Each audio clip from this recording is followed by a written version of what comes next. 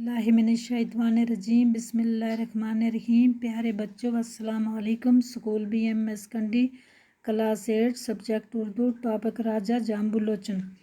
प्यारे बच्चों कल हमने पेज नंबर 125 पढ़ा था। आज आगे पेज नंबर 126 पढ़ने जा रहे हैं। इस राजा के कई किस्से मशहूर थे जिनका लोग अक्सर जिक्र करते थे। ऐसा ही एक किस्सा शिकार से मुतल्लक है कि कहा जाता है राजा को शिकार का बहुत शौक था। एक मर्तबा वो अपने दरबारियों के साथ शिकार के लिए निकला। कई दिनों तक जंगल में घूमता रहा मगर उससे कोई शिकार न मिला।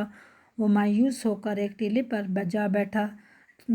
थोड़ी देर सताने के बाद राजा फिर शिकार के लिए चल निकला। वो शिकार की तलाश में भटकते दूर पहाड़ियों की तरफ जा निकला। अचानक उससे एक तालाब नजर आया। उसने तालाब के करीब जाकर देखा कि एक शेर और बकरी इकट्ठे तालाब से पानी पी रहे हैं। ये मंजर देखकर हैरान रह गया और सोचने लगा कि शेर जो बकरी को खा जाता है कितने प्यार से बकरी के साथ पानी पी रहा है।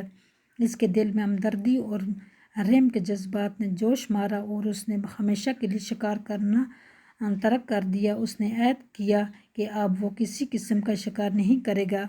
राजा ने जिस मकाम पर शेर और बकरी को एक साथ पानी पीते देखा वहाँ एक खूबसूरत शहर बसाया और अपने नाम पर उस शहर का नाम जाम्बू रखा जो रफ्ता रफ्ता जम्मू के नाम से मशहूर हुआ।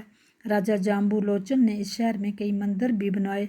उसी ज़माने से ये शहर मंदिरों का शहर कहलाने लगा। इब्तदा में ये छोटा सा शहर था। आबादी कम थी, बाजार भी कम थे।